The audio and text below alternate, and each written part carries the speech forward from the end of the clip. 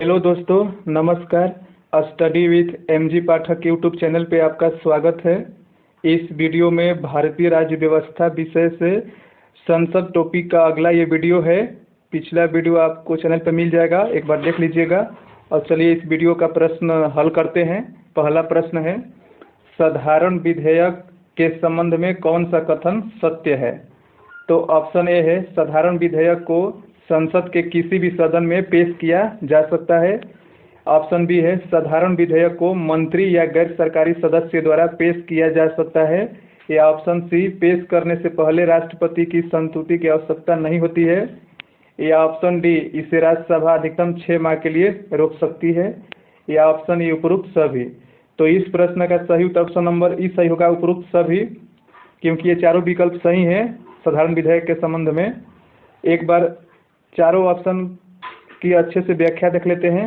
तो पहला ऑप्शन कह रहा है कि साधारण विधेयक को संसद के किसी भी सदन में पेश किया जा सकता है। ये सही है, क्योंकि साधारण विधेयक जो होता है वो संसद के किसी सदन में पेश किया जा सकता है। जैसे लोकसभा में भी आप पहले पेश कर सकते हैं या राज्यसभा में भी पहले पेश कर सकते हैं। और किसी भी कारणवश अगर लोकसभा या राज्यसभा में असहमति हो जाती है तो राष्ट्रपति संयुक्त बैठक बुलाता है अनुच्छेद 108 के तहत, और संयुक्त बैठक की अध्यक्षता लोकसभा अध्यक्ष करता है। और यहाँ एक ध्यान देने योग्य बात है कि जो लोकसभा का अध्यक्ष करता है, अगर वो अनुपस्थिति रहता है उस दौरान, तो लोकसभा का जो उप सभापति होता है, यानी जो उप अध्यक्ष होता है, वो करता है। अगर वो भी अनिश्चित, उसका पता नहीं है कि कहाँ मतलब कब आएगा सदन में, तो अगला जो राज्यसभा का उप सभापति होता है वो अध्यक्षता करता है। राज्यसभा का सभापति नहीं इसलिए नहीं करता है क्योंकि उपराष्ट्रपति होता है, और उपराष्ट्रपति राज्यसभा का सदस्य नहीं होता है, इसलिए राज्यसभा का उप सभापति अध्यक्षता करता है। अगर ये तीनों नहीं रहते हैं तो संसद की जो लोकसभा है उसमें से किसी एक वरिष्ठ सदन के सदस्य को इसके लिए नियुक्त किया जाता है कि वो सदन की यानी संयुक्त बैठक की अध्यक्षता कर सके। तो ये ऑप्शन ए सही है। ऑप्शन बी जो है, साधारण विधेयक को मंत्री या गैर सरकारी सदस्य द्वारा पेश किया जा सकता है, तो ये भी कथन सही है, क्योंकि साधारण विधेयक जो होता है उसको मंत्री या चाहे और भी सदन के सदस्य कोई भी मंत्री के अलावा भी पेश कर सकता है। तो ये सही है। ऑप्शन सी, पेश करने से पहले राष्ट्रपति की संस्तुति की आवश्यकता नहीं होती है, ये भी सही है, क्योंकि जब आप साधारण विधेयक पेश करना चाहते हैं तो इसमें राष्ट्रपति की पूर्व सहमति की आवश्यकता नहीं होती है। और एक बात यहाँ ध्यान दे दीजिए कि आप जब पेश होता है कोई साधारण विधेयक, अगर राष्ट्रपति से पूर्व सहमति तो लेना नहीं पड़ता है, लेकिन जब कानून पारित हो जाता है तो जब राष्ट्रपति के पास जाता है तो उनके पास 3 अधिकार होता है।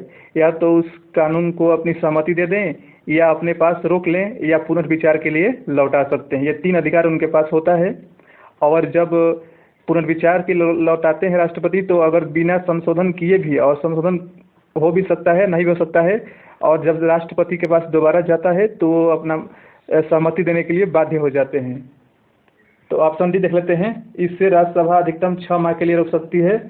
तो ये भी सही है, क्योंकि कोई भी साधारण विधेयक को अगर लोकसभा से पारित हो चुका है और राज्यसभा में निलंबित है, तो उस समय वहाँ पे राज्यसभा अधिकतम 6 माह तक के लिए अपने पास रोक सकती है।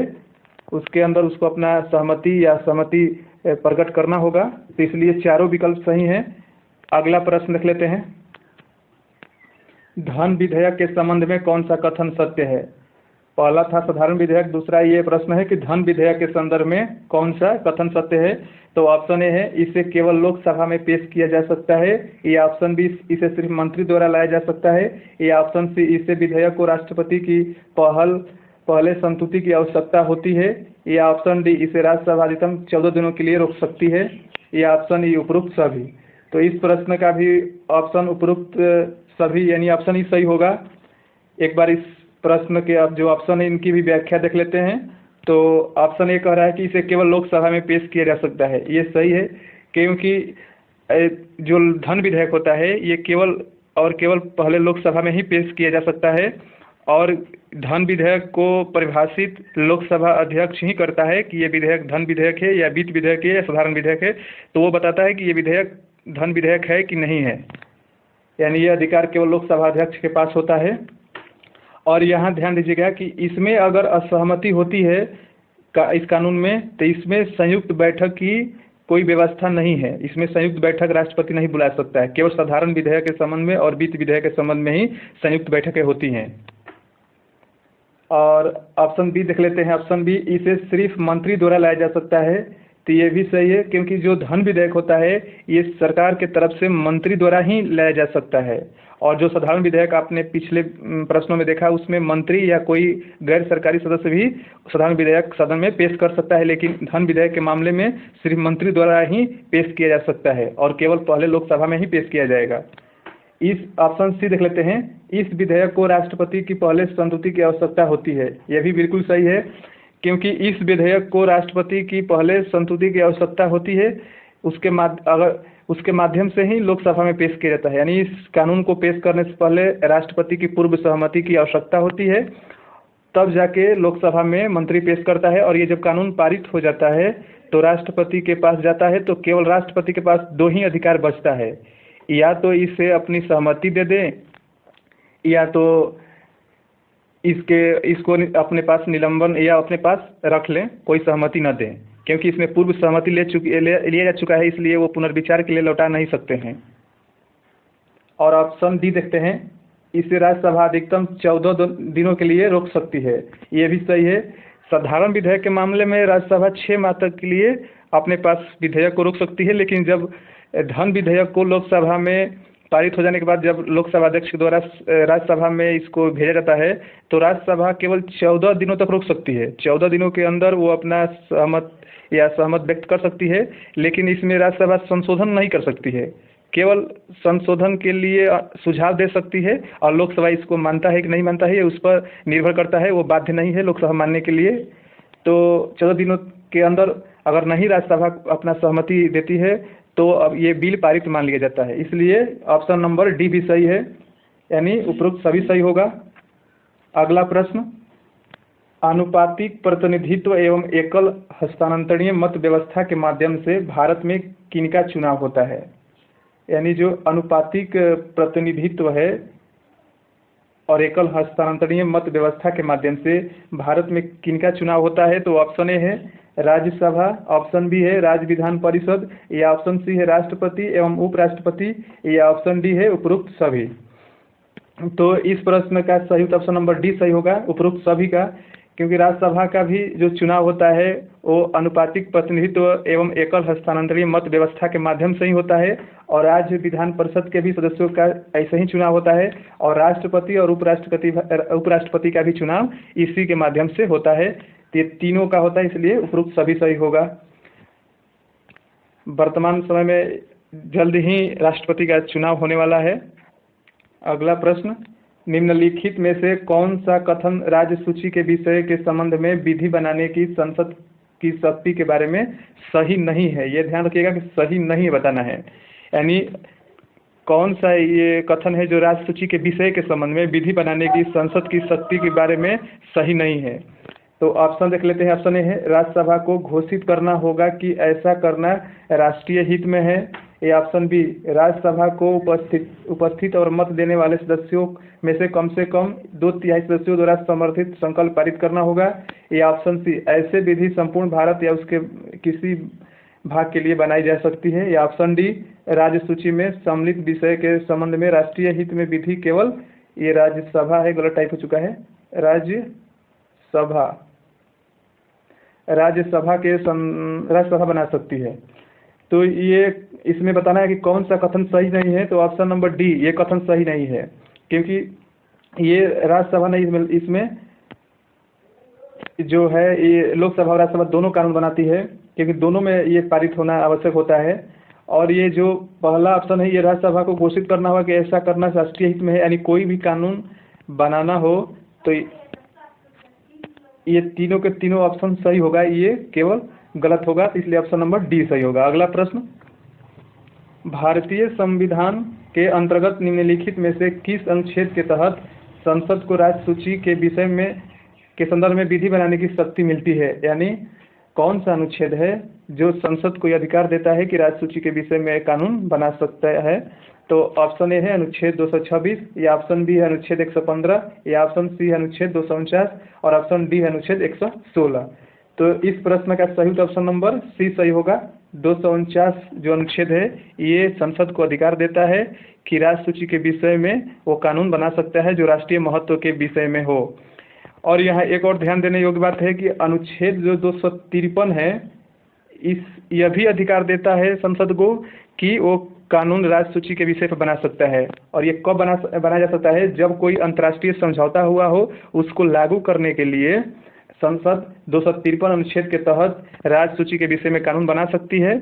और ये 249 जो है ये राष्ट्रीय महत्व के कोई विषय पे जो राज्य सूची के विषय हैं उस पर संसद कानून बना सकते हैं। दोनों में अंतर है। ये अंतर्राष्ट्रीय समझौते जो 253 है ये अंतर्राष्ट्रीय समझौतों को लागू करने के लिए राज्य सूची के विषय पर कानून संसद बना सकता है, यहाँ से संसद को अधिकार मिलता है। और जो अनुच्छेद 249 है ये राष्ट्रीय महत्व के जो विषय होते हैं उसमें राज्य सूची के विषय पे कानून संसद बना सकता है। और ये ये कैसे बना सकता है? क्योंकि जब इसमें राज्यसभा 2/3 बहुमत से एक प्रस्ताव पारित करती है कि आप इस पे कानून बनाइए, या राष्ट्रीय आपात काल लगा हो तभी संसद कानून बना सकती है राज्य सूची के विषय पे। तो ये इसके माध्यम होते हैं बनाने के लिए। अगला प्रश्न देख लेते हैं। राज्यसभा के संदर्भ में कौन सा कथन सही है? राज्यसभा के संदर्भ में कौन सा कथन सही है? तो राज्यसभा के बारे में बताना है। जो संसद के सदन होते हैं लोकसभा और राज्यसभा, तो राज्यसभा के बारे में बताना है। तो ऑप्शन देख लेते हैं। राज्यसभा के द्वारा राज्य सूची के विषय पर कानून बनाने के लिए प्रस्ताव पारित करता है। तो ये बताना है कि राज्यसभा के संदर्भ में, तो ये सही है क्योंकि राज्यसभा के द्वारा राज्य सूची के विषय पर कानून बनाने के लिए प्रस्ताव पारित करता है। राज्यसभा जो है राज्य सूची के विषय पर कानून बनाने के लिए एक प्रस्ताव पारित करता है, ये बिल्कुल सही है। नई अखिल भारतीय सेवाओं का सृजन करता है, ये भी सही है, ये राज्यसभा ही करता है नई अखिल भारतीय सेवाओं का सृजन। और ऑप्शन सी राज्यसभा 1/3 सदस्य प्रति 2 वर्ष में अवकाश प्राप्त करते हैं, ये भी सही है क्योंकि जो राज्यसभा होता है उसके कार्यकाल होता है 6 वर्ष के लिए, लेकिन हर एक प्रति 2 वर्ष में जो होता है 1/3 सदस्य अवकाश प्राप्त कर लेते हैं। यानी हर एक 2 वर्ष में जो राज्यसभा के 1/3 सदस्य हैं उनको अवकाश मिल जाता है। और लेकिन राज्यसभा का जो कार्यकाल होता है वो 6 साल का होता है और ये कभी विघटन नहीं होता है इसका। ये एक अस्थायी सदन है और इसे उच्च सदन की मान्यता प्राप्त है और इसे विद्वानों का सदन भी कहा जाता है राज्यसभा को। और इसमें राष्ट्रपति लगभग 12 सदस्यों को मनोनीत करते हैं। ऑप्शन डी है राज्यसभा के सदस्यों का चुनाव राज्य विधानसभा के सदस्यों द्वारा किया जाता है, यह भी सही है। अभी जो पिछला दिन बीता है कल उसमें राज्यसभा का चुनाव आपको देखने को मिलेगा। 16 सीटों पर चुनाव होना था 4 राज्यों में, तो ये राज्य के विधानसभा के सदस्यों द्वारा ही किया गया है। तो ये ऑप्शन ई सही होगा उपरोक्त सभी। अगला प्रश्न, संसद के सूचना अधिकार अधिनियम को भारत के राष्ट्रपति की स्वीकृति प्राप्त कब हुई थी? तो ऑप्शन ए है 15 मई 2005 को, ऑप्शन बी है 12 अक्टूबर 2005 को, या ऑप्शन सी है 5 जून 2005 को, या ऑप्शन डी है 15 जून 2005 को। तो ऑप्शन नंबर डी सही होगा। 15 जून 2005 को राष्ट्रपति की स्वीकृति प्राप्त हुई थी जो सूचना का अधिकार अधिनियम है। अगला प्रश्न, प्राक्कलन समिति के संदर्भ में कौन सा कथन सही है? तो ये प्राक्कलन समिति के बारे में बताना है। तो ऑप्शन ए है इसे केवल लोकसभा के सदस्य ही शामिल होते हैं, यानी इसमें जो है केवल लोकसभा के सदस्य ही शामिल होते हैं, तो ये सही है क्योंकि इसमें केवल लोकसभा के सदस्य ही शामिल होते हैं। ऑप्शन बी इसका कार्यकाल 1 वर्ष का होता है, यह भी सही है, इसका कार्यकाल 1 वर्ष का ही होता है। ऑप्शन नंबर सी यह एक संसदीय समिति है, यह भी सही है, संसदीय समिति है और इसमें 30 सदस्य होते हैं और ये सबसे बड़ी समिति है और इसमें केवल लोकसभा से ही सदस्यों को शामिल किया जाता है, इसलिए उपरोक्त सभी ऑप्शन नंबर डी सही होगा। अगला प्रश्न, लोक लेखा समिति अपनी रिपोर्ट किसको प्रस्तुत करती है? तो ऑप्शन ए है नियंत्रक एवं महालेखा परीक्षक को, या ऑप्शन बी लोकसभा के स्पीकर को, या ऑप्शन सी भारत के राष्ट्रपति को, या ऑप्शन डी संसदीय मामले के मंत्री को। तो ऑप्शन नंबर इसमें बी सही होगा।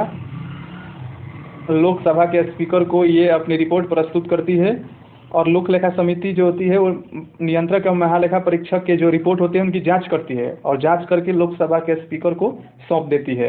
अगला प्रश्न, निम्नलिखित राज्य या संघ शासित क्षेत्रों में से किसकी लोकसभा में केवल 1 सीटें हैं? यानी कौन सा ऐसा राज्य या संघ शासित प्रदेश है जिसमें लोकसभा के केवल 1 ही सीट शामिल है? तो ऑप्शन देख लेते हैं। ऑप्शन ए है मणिपुर, दादर नगर हवेली, एवं पुदुचेरी। ऑप्शन बी है गोवा, मेघालय, नागालैंड। या ऑप्शन सी है चंडीगढ़, सिक्किम, मिजोरम। या ऑप्शन डी है अरुणाचल प्रदेश, सिक्किम और लक्षद्वीप। तो इसमें आपका ऑप्शन नंबर सी सही होगा। चंडीगढ़ और सिक्किम और मिजोरम में केवल एक एक लोकसभा की सीटें हैं, बाकी में कहीं दो है या दो से अधिक भी हैं, तो इसलिए ऑप्शन नंबर सी सही होगा। अगला प्रश्न, सरकारी विधेयक के संदर्भ में कौन सा कथन सही है? सरकारी विधेयक, जैसा कि आपको पता होगा कि एक सरकारी विधेयक होता है और एक गैर सरकारी विधेयक होता है। तो ये सरकारी विधेयक के संदर्भ में बताना है कौन सा कथन सही है। तो ऑप्शन ए है, इसे संसद में केवल मंत्री द्वारा पेश किया जाता है। यानी जो सरकारी विधेयक है इसमें इसे संसद में केवल मंत्री द्वारा पेश किया जाता है, तो ये सही है। ऑप्शन बी, सदन में पेश करने के लिए 7 दिनों की नोटिस होना चाहिए, यानी सदन में पेश करने से पहले 7 दिनों का नोटिस होना चाहिए, भी सही है। ऑप्शन सी, सदन द्वारा अस्वीकृत होने पर सरकार को इस्तीफा देना पड़ सकता है, ये भी सही है।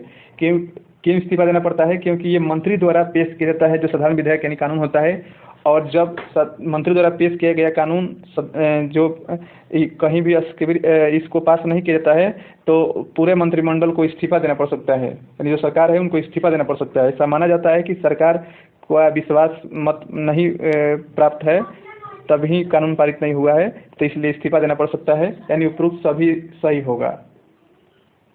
इसमें संसद में केवल मंत्री इसलिए पेश करता है क्योंकि ये सरकारी विधेयक होता है, ये कोई गैर सरकारी विधेयक नहीं है, इसलिए इसमें मंत्री ही पेश करता है। और पेश करने से पहले सदन को 7 दिन पहले नोटिस होना चाहिए, तभी पेश किया जा सकता है। तो अगला प्रश्न लेते हैं। ये अब प्रश्न है कि गैर सरकारी विधेयक के संदर्भ में कौन सा कथन सही है, बताना है। तो ऑप्शन ए है, इसे संसद में मंत्री के अलावा किसी भी सदस्य द्वारा पेश किया जा सकता है, यानी मंत्री भी पेश कर सकते हैं और कोई भी और सदस्य पेश कर सकता है इस कानून को, जो गैर सरकारी विधेयक होते हैं।